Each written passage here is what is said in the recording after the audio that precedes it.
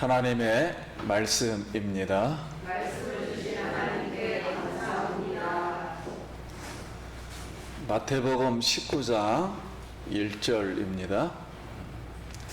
예수께서 이 말씀을 마치시고 갈릴리를 떠나 요단강 건너 유대 지경에 이르시니 그물과 다른 것을 예수께서 거기서 그들의 병을 고치시더라.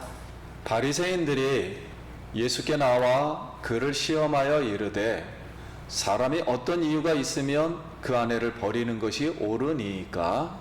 예수께서 대답하여 이르시되 사람을 지으시니가 본래 그들을 남자와 여자로 지으시고 말씀하시기를 그러므로 사람이 그 부모를 떠나서 아내에게 합하여 그 둘이 한 몸이 될지니라 하신 것을 읽지 못하였느냐? 그들이 아니면 한 몸이니 그러므로 하나님이 짝지어 주신 것을 사람이 나누지 못할지니라 하시니 여짜오되 그러면 어찌하여 모세는 이혼 증서를 주어서 버리라 명하였나이까? 예수께서 이르시되 모세가 너희 마음에 완악함 때문에 아내 버림을 허락하였거니와 본래는 그렇지 아니하니라. 내가 너에게 말하노니 누구든지 음행한 이유 외에 아내를 버리고 다른 데 장가드는 자는 간음함이니라. 제자들이 이르되 만일 사람이 아내에게 이같이 할진대 장가들지 않는 것이 좋겠나이다. 예수께서 이르시되 사람마다 이 말을 받지 못하고 오직 타고난 자라야 할지니라. 어머니의 태로부터 낸 부자도 있고 사람이 만든 부자도 있고 천국을 위하여 스스로 낸 부자도 있도다. 이 말을 받을 만한 자는 받을지어다. 아멘. 할렐루야. 우리 성도님 만나서 반갑습니다. 우리 한 번 더 인사하겠습니다. 한 주간 평안하셨습니까? 한 주간 평안하셨습니까? 우리 성도님들 주의 이름으로 환영하고 축복합니다.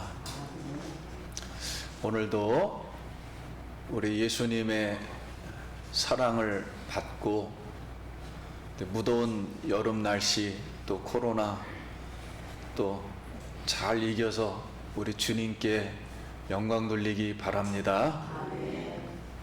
오늘 말씀의 제목은 예수가 본 이혼과 독신입니다. 달리 표현하면 이혼과 독신의 세계를 통해서 본 예수 천국, 하나님의 나라입니다. 요새 TV 프로그램 중에 인기 있는 오은영 박사의 금쪽 상담소, 거기에 결혼 지옥이라는 그런 명칭의 타이틀을 붙이고 부부가 상담하는 이제 내용을 방영하고 있습니다. 여러 케이스가 있는데 어느 부부는 5년 동안 집에서 서로 보이는데 멀리 이렇게 떨어진 채 카톡으로만 대화를 하는 거예요. 그래서 직접 대화를 5년 동안 거의 한 번도 안 하는 겁니다. 아이들이 있을 때는 아이들하고만 대화를 해요. 이런 젊은 부부가 있다는 것에 깜짝 놀랐습니다. 저도 그 도전도 받았고요. 근데 오은영 박사의 진단은 이 부부는 이혼만 안 했지 정서적으로는 이미 이혼한 상태다. 그래서 지역 상담을 받으면서 서로 노력해야 치료받을 수 있다. 이런 이제 진단을 내놓았습니다. 그러면 이제 오늘 예수님은 그 당시에 이혼과 이 유대사회가 인식하고 있는 이혼과 이 독신에 관해서 어떻게 말씀하시는가? 오늘 본문 말씀입니다. 그럼 1절에 예수께서 이 말씀을 마치시고 갈릴리를 떠나 요단강 건너 유대 지경에 이르시니, 이 말씀은 배경을 먼저 설명해 주는 거예요. 자, 이 말씀을 마치시고는 18장에 관한 말씀이에요. 요약하면 18장의 내용은 예수님이 십자가와 부활하시고 천국 통치가 이루어지는데 이것을 그대로 믿고 전하는 소자, 어린아이, 그걸 어린아이에 비유한 거예요. 듣고 전하는 예수 제자 공동체가 천국에 들어갈 수 있다. 그런데 이스라엘 공동체가, 유대 공동체가 예수 제자 공동체를 배척하여 업신여기거나 용서하지 않으면 예수 천국 공동체에서도 용서받지 못하여 지옥불에 들어갈 수 있다 라는 그 교훈적 배경 안에서 이혼과 독신에 관해서 말하고 있는 것입니다. 그러면 요단강 건너 유대 지경에서 이 말씀을 하시거든요. 그러면 유대 지경은 어떤 지경이냐면 우리 세례 요한을 목베어 죽인 헤롯 안티파스라는 왕이 다스리는 지역이에요. 헤롯 왕에게는 세 아들이 있었는데 세 아들을 이렇게 세 군데를 나눠 주었어요. 그 중에 한 명인 헤롯 안티파스가 다스리는 지역입니다. 그런데 왜 그가 요한을 목베어 죽였죠? 우리 성경에 나와 있어요. 그 헤롯 왕이 본처와 이혼을 하고 동생의 처를 빼앗아서 재혼을 했어요. 그러니까 율법 정신에 어긋나니까 세례 요한이 헤롯 왕을 책망하자 목베어 죽였습니다. 그래서 그 지역은 이혼과 독신에 대해서 민감한 지역이에요. 잘못 얘기했던 왕을 건드리게 되는 거니까. 그래서 그런데 세례 요한은, 죽은 요한은 예수님의 나라 통치에 대해서 계속 말해왔어요. 그런데 그 예수가 지금 여기에 와서 많은 사람이 몰려드니까 병을 고치고 있습니다. 자, 이때 3절, 바리새인들이 예수께 나와 그를 시험하여 이르되 사람이 어떤 이유가 있으면 그 아내를 버리는 것이 옳으니까. 이렇게 이스라엘 공동체 바리새인들이 예수님을 시험하려고 이혼 조건에 관해서 이렇게 물었습니다. 왜 물었을까요? 그 당시 유대사회는 이혼 조건 이유에 대하여 두 학파의 교리가 첨예하고 대립하고 있었어요. 샴마이 학파는 아내가 간음죄를 범한 경우만 아내를 버릴 수 있다. 그리고 남자가 이혼을 그냥 강제로 시키는 거죠. 힐렐 학파는 이 간음죄 플러스, 구약 성경에 나와요. 간음죄 플러스 남자를 수치스럽게 하는 경우도 아내를 버릴 수 있다. 그러면 남편을 수치스럽게 한 경우를 해석하는 겁니다. 남편을 수치스럽게 한 경우가 크게 두 영역에서 이루어져요. 당시 이혼당한 경우, 모세의 법을 어긴 경우인데요. 부인이 자기 남편에게 11조를 드리지 않는 음식을 주었을 때, 그러니까 그들은 종교사회였기 때문에 이게 부정하다고 본 거예요, 하나님 앞에. 그러니까는 부정하니까 같이 있을 수가 없죠. 두 번째, 부인이 월경 중에 남편과 관계했을 때, 이 피가 밖으로 나온다는 건 죽음을 말하는 겁니다. 죽음은 무조건 부정이거든요. 그러니까 이 경우. 세 번째, 제사장에게 드릴 떡을 구분하지 않았을 때, 이것도 부정하니까 제사장에게 구분이 안 되면 제사함이 되질 않거든요. 그러니까 부정이 된단 말이에요. 그러니까 이것도 이혼사유. 또 하나는 유대 전통을 어긴 경우예요. 첫 번째는 부인이 머리를 늘어뜨리고 공공장소에 나간 경우, 길거리에서 물레를 돌리다가 손을 노출한 경우, 지나가는 남자와 쓸데없이 얘기한 경우, 네 번째, 여자 목소리가 클 경우, 남편과 관계되어 불만 이야기를 이웃이 들었을 경우. 그래서 이렇게 이제 이런 조건들이 있는데, 이혼을 선언할 수 있는 조건들은 그 당시 제사장은 우리 성경에 보면 온전해야 된다 그랬잖아요. 그래서 제사장 행하기에 부적절한 모든 결함을 여자에게 다 적용을 시켰습니다.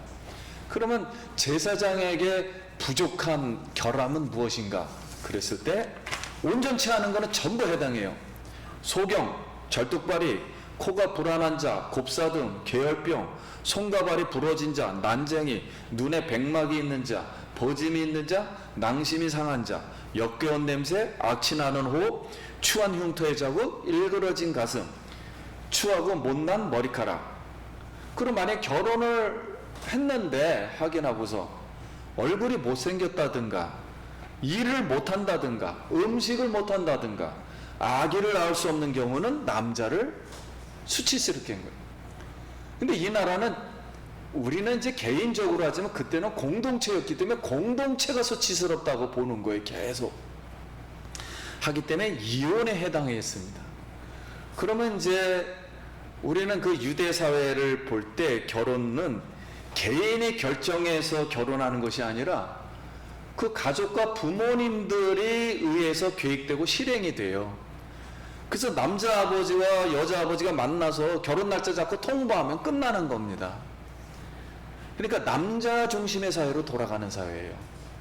그리고 랍비와 전통에 근거한 결혼 제도에 의해서 돌아가는 사회입니다.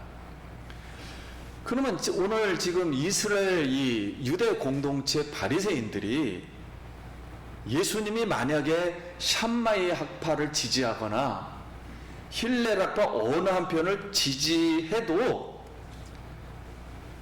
헤로드 왕과 대결 구도를 벌이게 하는 거죠. 벌이게 해서 비난받는 음모의 빠티를 속셈이었습니다. 왜냐면 세례 요한도 예수님 지지했으니까 예수님이 이런 이혼에 관한 소리를 하고 돌아다니더라 그러면 또 잡아들이는 거죠. 이것을 예수님이 아셨어요. 그러면 예수님은 이 와중 속에 어떻게 말을 했을까요? 4절 말씀에 예수께서 대답하여 이르시되 사람을 지으신 이가 본래 그들을 남자와 여자로 지으시고 말씀하시기를 그러므로 사람이 그 부모를 떠나서 성도님 여기 잘 보시기 바랍니다. 사람이 부모를 떠나서 누구에게 합하여? 아내에게 합하여. 이따 설명해 드리겠습니다. 그 둘이 한 몸이 될지라. 자, 결론은 한 몸이라는 걸 이해를 해야 돼요. 한 몸. 한 몸에 관한 개념이에요. 한 몸이 될지니라 하신 것을 읽지 못하였느냐? 그러면 이 말씀은 우리 성경에 보면 예수님의 창세기 2장의 말씀을 그대로 말한 거예요. 창세기 2장 말씀을. 그러면 유대 랍비 해석이나 전통에 근거한 것이 아니라 예수님 하나님이 사람을 창조 질서의 원리에 근거한 말씀을 그대로 한 것입니다. 그러면 남자가 부모를 떠나 그랬잖아요. 그럼 부모는 남자와 여자가 한 거잖아요. 부부. 이걸 한 몸이라 그럽니다. 한 몸. 자, 이제는 숫자 개념도 약간 접어두시고 지금의 우리 사회 개념도 접어두시고 이제 성경을 배우는 거예요. 한 몸. 한 몸이라는 걸 이해해야 됩니다. 한 몸. 한 몸은 한 사람을 가리켜요. 말 그대로 한 몸은 한 사람. 한 사람을 떠나서 여자에게 합합니다. 이게 무슨 뜻인가? 하나님의 창조 질서의 원리는 말 그대로 남자 한 명과 여자 한 명이 결합하여 한 몸을 만드는 거예요. 즉 이걸 한 사람이라 그러죠. 한 사람을 만든다는 거예요. 한 사람. 자, 이 개념입니다. 그러면 6절 말씀 한 다음에 설명해 드리겠습니다. 그런즉 이제는 둘이 아니요 한 몸이니 그러므로 하나님이 짝지어 주신 것을 사람이 나누지 못할지니라 하시니라. 한 몸은 누가 만들었냐면 하나님이 짝을 지어놨다는 거예요. 하나님이 한 몸을 되게 했다는 거예요. 자, 그러면은 이게 무슨 뜻인가 했을 때 결혼 근본 개념의 원리는 둘이 아니요 이제 한 몸이라 그랬습니다. 그러면 이제 하나님이 우리가 보통 이제 아담을 맨 처음에 창조했잖아요. 그런데 이제 수많은 사람들이 그 언어를 모르기 때문에 오늘날 결혼 개념을 잘 이해하기가 어려워요. 하나님이 맨 처음에 아담을 창조했다 그랬을 때 그때는 아담이라는 사람이라는 단어를 쓴 겁니다. 남자라는 단어를 쓰질 않고 사람이라는 단어를 썼어요. 하나님이 사람, 흙으로 몸을 만들어 가지고 몸을 만들어서 이렇게 살아있는 사람을 하나 만들었다는 게 이게 사람이라는 거예요. 사람을 만들었다. 남자를 만들었다는 게 아니라 사람을 만들었다. 그런데 남자에서 재워놓고 갈비뼈를 뽑았어요. 몸의 일부를 뽑아다가 여자를 만들었어요. 이때 하나님이 말하기를 이 사람을 여자라 하라. 그래서 이씨라 그랬습니다. 이씨. 그러면 사람이라는 개념에서 하나가 나오니까 여자라고 했는데 그럼 여기에 있는 남자, 그때는 보기에는 남자긴 틀림이 없어요. 겉으로 볼 때는. 근데 하나님이 말한 건 남자라고 말한 게 아니에요. 사람으로만 말한 거예요. 그랬다가 여자가 다시 하나님이 들고 와요. 짝을 지러. 다시 이 사람 속으로 들어가 버린 겁니다. 결합을 시켰어요.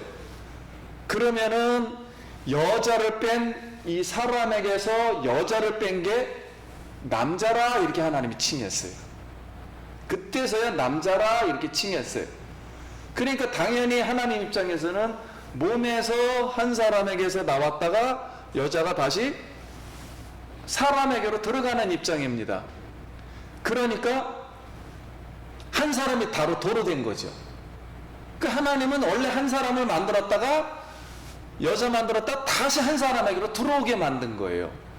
그래서 원문은 그렇게 쓰여 있는 겁니다. 우리가 그걸 이해를 못해서 그런 거지. 히브리 사람이 아니었기 때문에. 그래서 맨 처음에는 남자 따로 만들고 여자 따로 만들었다. 그러니까 둘이 합쳤다. 그러니까 하나가 되었다. 이런 뜻이 아니에요. 그런 뜻이 아니고 사람인데 만들었다가 여자가 다시 남자. 보기에는 남자지만 사람에게로 왔다. 그래서 한 몸이 다시 되었다는 거예요. 근데 이 한 몸을 만든 것은 하나님이 한 몸에다가 말을 하는 겁니다. 생육하고 번성하고 이 한 몸에 이미 여성이 다시 들어온 상태죠. 그러니까 다시 한 몸이에요. 생육하고 번성하고 충만하여 하나님이 다스리는 창조 질서의 세계를 다스리라. 이게 인간에게 주신 복이에요. 그러니까 한 사람에게 주신 복입니다. 우리가 볼 때는 이제 두 개로 보이지만 하나님 볼 때는 하나, 한 몸으로만 이해시키는 거예요. 한 몸, 하나로 이렇게. 그러니까 여성이 가지고 있는 거, 남자가 가지고 있는 거 다 합쳐가지고 이 우주를 잘 다스리라는 거예요. 쉬운 말로. 자, 그런 생활 속에서 인류 역사가 진행된다는 거예요. 이게 하나님의 결혼 창조의 원리였습니다. 이런 목적을 가지고 하나님께 영광을 돌리라 그랬습니다. 그러면 우리가 여기서 이제 생각할 것은 한 사람, 한 몸. 누가 만드셨죠? 하나님 만들었죠. 그러니까 하나님의 것입니다. 일단은 믿든지 안 믿든지 우리가 알든지 모르든지 하나의 결혼을 했다는 것은 무조건 하나님의 거예요. 하나님의 것. 그리고 하나님께 바쳐진 겁니다. 이미 하나님의 목적을 위해서 바쳐진 상태예요. 그러니까 이 바쳐진 상태를 가를 수가 없어요. 하나님이 만든 거기 때문에 다른 용도에 쓸 수가 없습니다.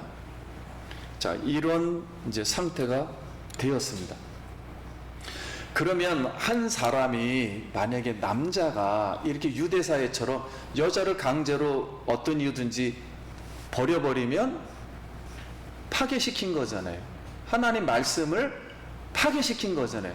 그러니까 죄를 지은 거죠. 그러니까 그런 입장에서 이 남자라는 이 사람이 우선순위에서 여자에게 합의라 하는 것은 창조 원리로 다시 돌아가라는 소리예요. 왜냐면 남자 중심으로 자꾸만 남자에다 초점을 맞추니까 하나님은 남자가 아닌 한 몸에도 초점을 맞추니까 당연히 남자 입장에서 남자가 버렸으니까 다시 찾아와라, 그런 뜻이에요. 여자에게 같이 합쳐야만 된다. 같이 합쳐지지 않으면 하나가 되지 않는다. 이렇게 창조 원리를 말한 것입니다. 근데 그때 당시에 있는 사람들은 이걸 어느 정도는 이해를 했어요. 왜냐면 그들은 구약 성경을 어느 정도 알고 있었기 때문에.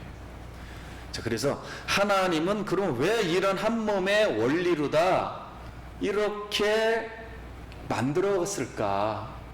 이런 결혼 제도를 만들었을까 하는 것은 하나님이 계시로 바울에게 비밀을 알려주었습니다. 간단하게 말했어요. 예수님이라는 한 몸이 있잖아요. 하나님이 몸이 되었잖아요. 사람이 되었잖아요. 사람도 예수님을 보고 만든 거예요. 만세 전에 내가 육신을 입어야 되겠다. 그거는 다 예수님 보고 만든 겁니다. 사람은 다 예수님을 보고 앞으로 올 예수를 보고 예수님의 한 몸을 만들어서 있다가 사람을 다 이 지구상에 내놨는데 불행에게도 첫 번째 형상을 입은 아담이 죄를 짓는 바람에 예수 몸에서 떨어져 나갔단 말이에요. 그럼 다시 예수님을 믿으면 누구의 몸으로 하나가 되는 거죠? 예수라는 하나의 몸, 이게 천국이다, 그런 뜻이에요. 하나의 몸을 만들었다. 그게 천국이다. 자, 이거를 조금 이제 신학적인 원리로다 일반 계시를 일반적으로 이렇게 생활한 것을 하나님을 이해시키기 위해서 이런 제도를 만들어서 세상에 살게 했다 하는 내용입니다. 이것을 사도 바울에게 말한 거예요. 그래서 예수 몸에서 교회인 내 생명이 예수님하고 지금 붙어 있으므로 왔다가 다시 결합했다. 그래서 나는 결국 예수 공동체, 예수 천국이라는 곳에서 함께 살게 된다. 이걸 계속 남편과 아내로 구약은 비유하고 신약도 그렇게 비유한 거예요. 그래서 예수님은 신랑이고 우리는 뭐다? 신부로 앞으로 살게 될 거다. 이제 이거를 설명한 겁니다. 그럼 굳이 하나님은 왜 이런 식으로 설명하는가? 하나님은 우리 육체와 정신이라 그러죠. 영과 천국 이런 거 따로따로 나누지를 않아요. 전체를 그냥 이해시키기만 하면 되는 것입니다. 하나님 입장에서는 이 전체를 하나로 보고 이해를 시키는 거예요. 오늘 우리가 예수 그리스도로 말미암아 그리스도와 연합한 줄 믿습니다. 하늘나라에서 영원토록 살 줄 믿습니다. 단지 부활을 하지 않았기 때문에, 구원이 아직 완성이 안 됐기 때문에 이제 썩지 않는 몸만 받으면 이제 새로운 새 땅에서 하나님과 영원토록 즐거워하며 우리가 천국에서 살 줄 믿습니다. 이게 성경 이야기, 하나님 나라 이야기입니다. 자, 이렇게 얘기를 했더니 7절에 바리새인이 여짜오되 그러면 어찌하여 모세는 이혼 증서를 주어서 버리라 명하였나이까? 예수께서 이르시되 모세가 너희 마음의 완악함 때문에, 다시 말하면 너희 마음에 근본적으로 욕심이 있다, 죄가 있다, 완악함 때문에 아내를 버림을 허락하였거니와 본래는 그러지 아니하니라. 자, 남자 중심의 사회이기 때문에 합법적으로 이혼 증서를 써주질 않으면 여성은 그때 막 돌로 죽든가 뭐 여러 가지 형태가 취해지기 때문에 살 수가 없어요. 그래서 이혼 증서를 일단 써준 거예요. 악하지만 허락만 해준 겁니다. 그래서 어떤 일을 할 수 없는 이 여자를 인생을 보호해 주려고, 생명을 보호해 주려고 이혼 증서를 허락했지만 하나님의 창조 원리를 깨트려 버린 거다. 믿는 사람이 깨튼 거다. 그러니 여자에게 다시 합하여 하나님의 창조 원리에 회복하라는 뜻입니다. 그랬더니 10절에 제자들이 이걸 또 듣고 나서 제자들이 이르래 만일 사람이 아내에게 이같이 할진대 장가들지 않는 것이 좋겠습니다. 그랬더니 굉장히 힘든 거예요. 가만 들어보니까. 남자가 이거 뭐 엄청 힘든 것 같아요. 그리고 예수님도 결혼 안 했거든요. 본인들은 거길 또 따라가고 있고요. 그런데 그 당시에는 이렇게 유대 사회에 이거 복잡해가지고 신앙 공동체를 형성한 사람들이 있었습니다. 그들이 에센파인데 에센파는 결혼을 안 했어요. 우리 따로 그냥 공동체 만들어서 살자. 아유 복잡하다 이거. 그들도 염려가 되는 거예요. 그래서 제자들이 물었어요. 본인들도 이제 염려가 되고 혼자 사는 게 좋을 것 같습니다. 그랬더니 예수님이 답을 합니다. 예수께서 이르시되 사람마다 이 말을 받지 못하고 오직 타고난 자라야 할지니라. 어머니로부터 고자가 된 자가 있고, 그러니까 태어날 때부터 몸이 잘못되면 결혼 생활을 할 수 없잖아요. 그래서 이런 사람도 있고, 사람이 만든 고자도 있고, 다치면은 일하다 다치거나 잘못되면은 결혼 생활 못 하잖아요. 그러니까 사람이 이렇게 다칠 경우에 고자되는 사람도 있고, 천국을 위하여 스스로 고자된 사람도 있으니, 누굽니까? 예수님이에요. 지금 예수님도 천국을 위해서 스스로 결혼 안 했단 말이에요. 고자된 사람도 있도다. 이 말을 받을 만한 자는 뭐 할지니라? 받을지어다. 셋 중에 이 말을 잘 받으면 된다 그랬습니다. 그러면 이제 예수님은 오늘 이 마태는 이 말씀을 하면서 무슨 말을 하려고 하는가 하는 거예요. 자, 유대사회가 그렇게 하나님의 창조 원리를 다 잘못되어 있어요. 그러면 예수님은 지금 이 세상을 구원하러 왔거든요. 그러면 앞으로 내가 십자가에서 죽고 다 용서해주고 부활함으로 이 창조 원리를 다시 뭐 할 거다? 회복시켜 줄 거다. 그게 천국이다. 그거를 가르쳐 주려고 말했던 것입니다. 그럼 이제 성도님, 우리 이혼에 대해서 거기에 본문이 한 가지를 잠깐 찝어주는 게 있어요. 그게 뭐냐면 너희 마음이 악하여 그랬거든요. 그러니까 이렇게 악한 마음을 가지고 결혼도 이용하고 뭐 이혼도 이용하고 뭐 독신도 이용하고 막 그래서 하나님 나라를 만약에 배척하거나 망치게 하면 이 바리새인들도 어디 들어갈 수 있다, 지옥에 갈 수 있다는 것을 설명해 주는 거예요. 그래서 오늘날 우리가 좀 조심해야 될 것은, 나 예수 믿었어, 나는 무조건 되고 천국 가, 그러고 나서 죄를 엄청 짓는다면 그건 잘못된 생각이에요. 그거는 예수님은 그런 영이 아니십니다. 이걸 다 지킬 수 있는 분이에요. 그리고 우리는 인간은 부족하기 때문에 이런 삶을 살 수밖에 없어요. 그런다 할지라도 주를 잘 믿으면 아름다운 하나님이 만들어 놓으신 하나님 나라와 가정과 신앙이 회복될 줄 믿습니다. 우린 이걸 믿는 거예요. 성령의 영은 회복시키는 영이다. 성도님들 여러 가지로 다 상처가 되고 괴롭지만 예수의 영으로 여러분 회복되기 바랍니다. 예수의 영으로 생명이 넘치기 바랍니다. 상대방과 상관없이 내가 오늘 예수를 만나서 예수님이 주신 하나님 나라의 은혜, 천국의 은혜, 천국의 생수, 천국의 생명 가득 오늘 받기를 축원합니다. 이거를 오늘 우리는 받고 돌아가면 하나님께 영광이 되는 거예요. 그 나머지는 천천히 이제 생활하면 됩니다. 금쪽 상담소에서 상담받은 다른 부부 하나 소개해드리면, 결혼 8년차 부부인데 남편이 부인에게 한 번도 자기 월급을 공개하지 않아가지고 얼마를 벌었는지 알 수도 없고 얼마를 쓰는지도 알려주지도 않아요.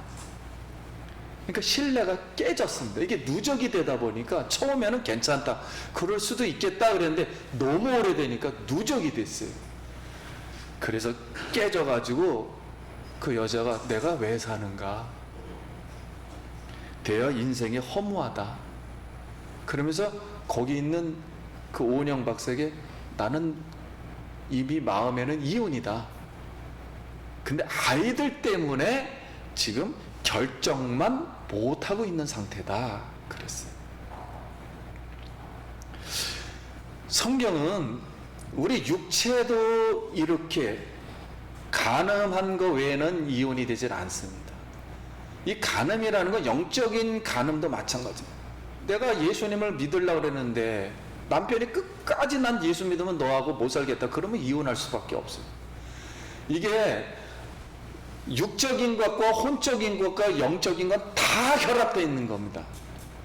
그래서 이렇게 간음이 되면 이게 영적인 간음이 됐든 육적인 간음이 됐든 이렇게 된 경우 외에는 하나님도 사람이 살아야 하기 때문에 그냥 육체를 일반 은총으로 보호해 주는 것이고, 영원한 생명을 저지하는 입장에서는 하나님도 거기가 마지막이에요.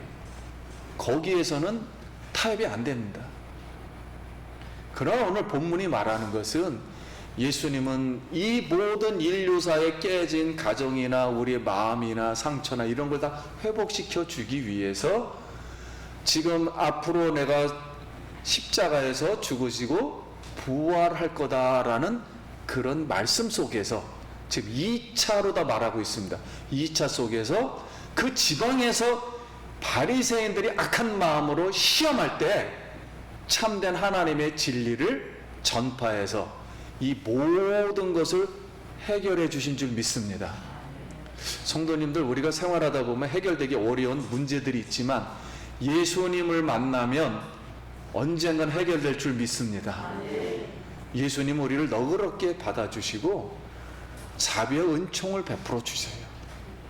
죽을 때까지 우리에게 자비의 은총을 베풀어 주십니다.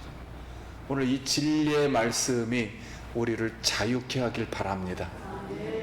다시 한번 성령의 힘을 입어서 여러분 행복하고 좀 더 우리 신앙이 더 온전한 하나님께 영광 돌리는 예수와 연합한 그런 삶이 되기를 예수의 이름으로 축원드립니다. 덕구 전염병 때문에 더 어렵습니다.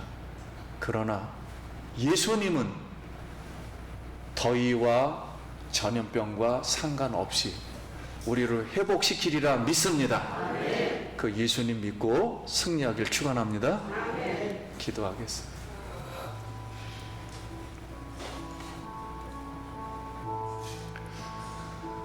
주님께 잠깐 기도합니다. 하나님의 은혜를 감사합니다.